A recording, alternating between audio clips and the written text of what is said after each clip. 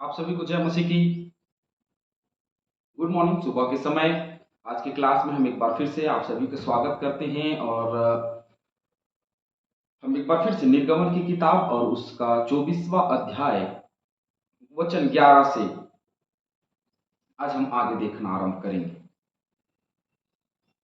लगातार हम निर्गमन की किताब को देख रहे हैं, उनके विषयों पर चर्चा कर रहे हैं और देखते हुए आगे बढ़ रहे हैं। परमेश्वर की उस व्यवस्था को जानना और समझना इसलिए भी बहुत जरूरी है क्योंकि वो हमको पाप का दर्शन कराती है। मतलब पाप का हमको बताती है कि हमने क्या गलतियां की, कौन से विषय में हम चूके, परमेश्वर हमारे जीवन से क्या चाहता है और परमेश्वर हमारे जीवन से क्या चाहता है और हमने क्या नहीं किया। उस हर एक गलतियों के विषय में हम सीख सकते हैं और वही चीज हम देख रहे हैं लगातार और व्यवस्था की बातों की ओर मन लगा रहे हैं। चलिए, वाचों को स्थिर करना, हम इसके विषय में चर्चा कर रहे हैं, इसके विषय में हम देख रहे हैं।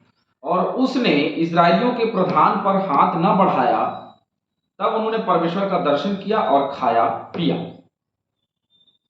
ये एक ऐसी उपस्थिति है जो परमेश्वर की उपस्थिति को दर्शाती है और परमेश्वर अपनी उपस्थिति को बताता है। और उन्होंने इजरायलियों के प्रधानों पर हाथ नहीं बढ़ाया। इसका मतलब ये कि परमेश्वर चाहता था कि वो उसके करीब आए, इसलिए उसने नहीं बढ़ाया और ये लोग परमेश्वर का दर्शन कर पाए और वहीं खाए पिए। तब यहोवा ने मूसा से कहा, पहाड़ पर मेरे पास बढ़ आ। तब यहोवा ने मूसा से कहा, पहाड़ पर मेरे पास बढ़ आ और वहीं रह, और मैं तुझे पत्थर की पटियाएं और अपनी लिखी हुई व्यवस्था और आज्ञा दूंगा कि तू उनको सिखाए। ये एक परमेश्वर की एक ऐसी आज्ञा है और ये पहली ऐसी आज्ञा है, व्यवस्था की ऐसी बातें जिसको पत्थर पे लिखने के लिए अर्थात पटियाओं पे लिखने के लिए अर्थात किसी भी व्यवस्था को लिखने के लिए दिया गया।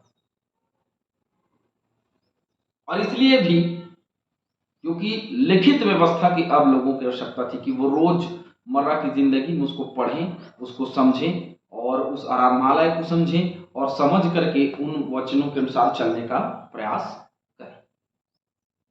अब ये एक ऐसा समय कि अब समय बदल रहा है, एक ऐसा समय कि अब व्यवस्था का रुख बदल रहा है, व्यवस्था की जो बातें हैं वो बदल रही है। परमेश्वर की आज्ञाएं अब लिखित रूप में देखी जा सकती है। हालेलुया।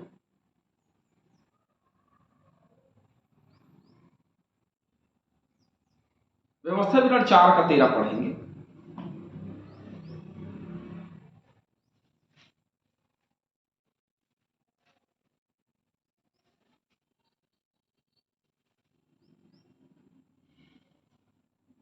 और उसने तुमको अपनी वाचा के 10 वचन बताकर उनके मानने की आज्ञा दी और उन्हें पत्थर की 2 पटियाओं पर लिख दिया। ये उसी के विषय में बात करते हैं, उसी वचन के विषय में। और भी वचनों को देखना है और देख लीजिएगा, और भी स्थानों में लिखा हुआ है। निर्गमन 28 का 29, व्यवस्था 5 का 22 भी पढ़ लेते हैं। चलिए,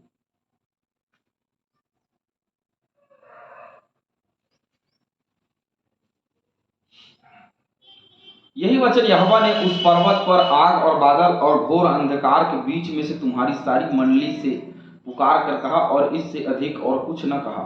और उन्हें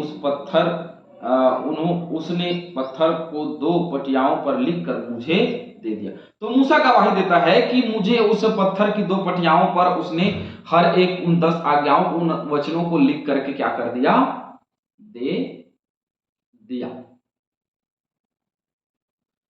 13वां पद, तब मूसा यहोशू नामक अपने सेवक समेत परमेश्वर के पर्वत पर चढ़ गया। अब क्या हुआ कि तब मूसा जो है यहोशू नामक उसका सेवक, जो भी मैंने बताया यहोशू, तो उसके साथ में वो क्या कर गया, चढ़ गया। यहोशू के साथ वो चढ़ गया। तो यहोशू एक सेवक के रूप में। निर्गमन 17 का 9 पढ़ेंगे, पढ़ते हैं। चलिए,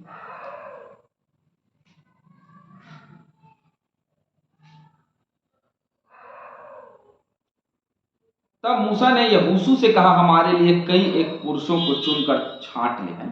तो यहोशू शुरू से मूसा के साथ रहा, उसके चेले के रूप में उसके सहपाठी, उसके सहपाठी के रूप में वो शुरू से रहा। तो उसने कहा परमेश्वर के पर्वत पर हम, वे क्या हो गए, चढ़ गए, क्योंकि परमेश्वर ने उनको पर्वत पे बुलाया कि तू चढ़ आ।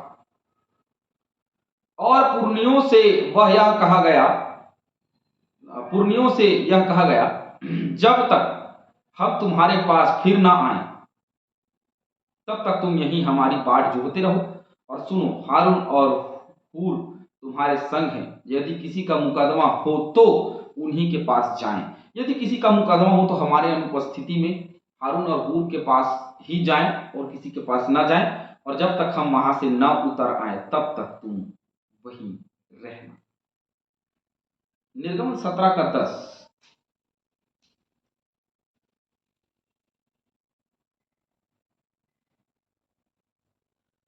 मूसा की इस आज्ञा के अनुसार यहोशू अमालेकियों से लड़ने लगा, है ना। और मूसा, हारून और हूर पहाड़ी की चोटी पर चढ़ गए, है ना। तो ये पहाड़ी की चोटी पर चढ़ गए, पहले भी ऐसे इन्होंने किया था। तो क्या है, हारून और हूर तुम्हारे साथ हैं, तुम्हारे पास हैं, चिंता मत करो, किसी भी प्रकार का न्याय करना हो तो वो तुम्हारे संग रहेंगे। और कैसे उन दिनों में न्याय होता था, हमने इसके विषय में पहले ही क्लास बना लिया है, फिर से हम उसके विषय में चर्चा नहीं करेंगे, क्लास में आगे बढ़ेंगे। तब मूसा पर्वत पर चढ़ गया और बादल ने पर्वत को क्या कर लिया, छा लिया। अब ये जो है वो पर्वत पे चढ़ गए, और चढ़ने के बाद में घटनाएं घटी, और वो घटना ऐसी थी कि बादल ने पर्वत को क्या कर लिया, छा लिया, ढांप लिया। चैनल को लाइक करें, सब्सक्राइब करें, शेयर करें, ताकि बहुतेरे लोग तक पहुंच सके और बहुतेरे लोग उससे लाभ को प्राप्त कर सके, प्रभु में आगे बढ़ सके। आप सबका प्रेम मिला, इसलिए आप सभी का धन्यवाद करते हैं। लेकिन यहाँ पे हम देख रहे हैं कि बादल ने पर्वत को क्या कर लिया, छा लिया। जैसे यीशु मसीह के दिनों में जब यीशु मसीह क्रूस पर चढ़ाया गया, तब भी हम देखते हैं कि वो घटनाएं हमको देखने को मिलती हैं। फिर भी हम पहला शामिल 4 निकालेंगे।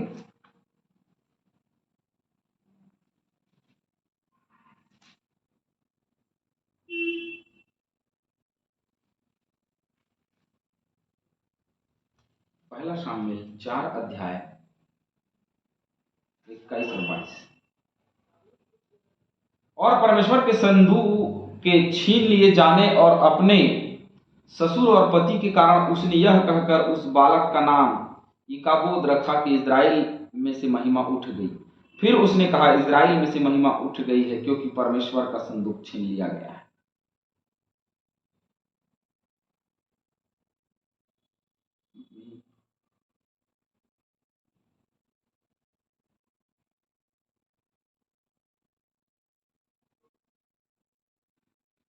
तो वो वाचा का संदूक छीन लिया गया है, तो इसलिए भी वह कहती है कि वाचा का संदूक छीन लिया गया है, परमेश्वर का संदूक छीन लिया गया है। तो परमेश्वर के पास जाना एक बहुत ही अद्भुत बात है। और बाद में हम देखते हैं कि जो वाचा का संदूक दिया गया, वाचा का संदूक छीन लिया गया, और ये समस्याएं उन दिनों में हमको देखने को मिल रही, जैसे हमने वचन में पढ़ा है। लेकिन ये वाचा का संदूक क्या है, इसके विषय में हम आगे आने वाले दिनों में चर्चा करेंगे। लेकिन अभी हम देख रहे हैं कि अभी हम देख रहे हैं 16वां वचन। तब यहोवा के तेज ने सीने पर्वत पर निवास किया, और वहां बादल उस पर 6 दिन तक छाया रहा, और 7वें दिन उसने मूसा को बादल के बीच में से पुकारा। तो मूसा को बादल के बीच में से पुकारा और कहा, मूसा, है ना। तो मूसा को पुकारा। मत्ती 17:5 पढ़ेंगे।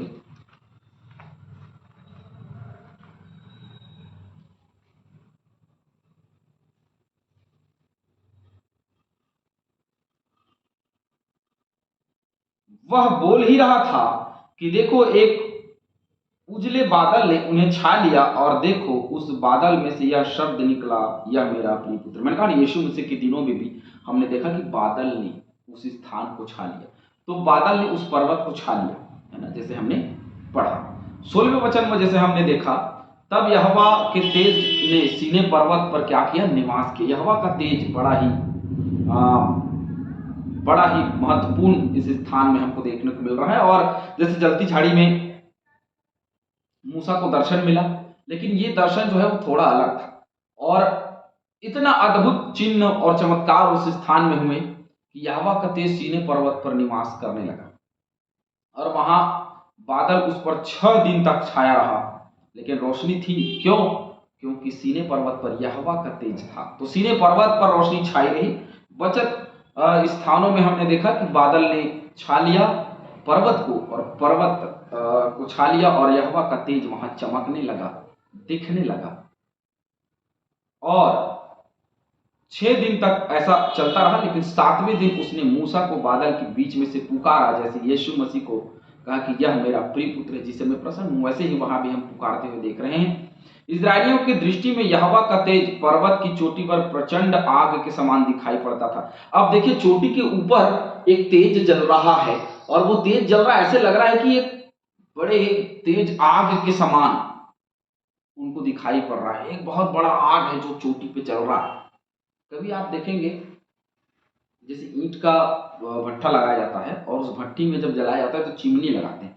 जब शुरुआत के दिनों में जब चिमनी जलता है तो ऊपर में ना आग जैसा जलने लग जाता है, और दिखता है, बहुत सुंदर दिखता है ना। वैसे ही इनको एक आग जलता हुआ दिखाई दे रहा है। इतनी रोशनी, तेज रोशनी थी कि उनको आग के समान जलती हुई दिखाई पड़ रही है।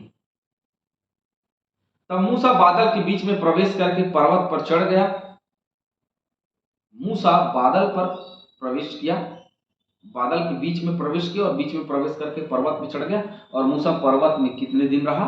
40 दिन और 40 रात रहा। और वो क्या करता रहा होगा? परमेश्वर से बात, परमेश्वर की समीपता में। तो क्या ही धन्य है वे लोग जो परमेश्वर के साथ रहते हैं, परमेश्वर के संग रहते हैं। 40 दिन 40 रात तक मूसा वहीं रहा। क्या ही धन्य वह स्थान, और क्या ही धन्य होगा वो पल मूसा के लिए, जब परमेश्वर की उपस्थिति में वो 40 दिन 40 रात तक रहने पाया। हालेलुया।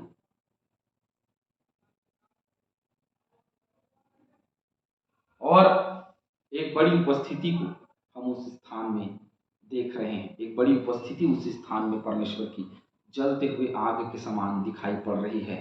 और इसलिए वो दिखाई दिया क्योंकि वो वाचा को स्थिर कर रहा था। जो वाचा है उसके बल को, उसके सामर्थ्य को बता रहा था कि 40 दिन 40 रात तक उसको लिखना है, और उस पटिया में लिखना है। और जहाँ उस पटिया में लिखना है, जो जो पटिया आगे चल करके व्यवस्था के रूप में इजरायलियों के बीच में काम करने वाली है। तो उस पटियाओं को वो लेकर के नीचे आएगा। उससे पहले वो पर्वत पर है, 40 दिन 40 रात तक रहा। लोगों को बता रहे, मूसा पर्वत पे गया और वो क्या लेकर के आया? 10 आज्ञाएं लेकर के। 40 दिन 40 रात तक वहां रहा, उसके बाद वो नीचे आया। तो कितने तप और कितने समय परमेश्वर में हम बिताते हैं तो हमको कुछ मिलता है। वचन बोल देना यूं ही नहीं है, और प्रार्थना कर देना यूं ही नहीं है। कितना समय बिताना पड़ता है परमेश्वर परमेश्वर में। समय बिताएंगे, जितना ज्यादा समय बिताएंगे उतना ही बड़ा काम हम कर पाएंगे। परमेश्वर हम सभी को बहुतायत से आशीष दे, और प्रभु आप सभी को आनंदित रखे। आमीन।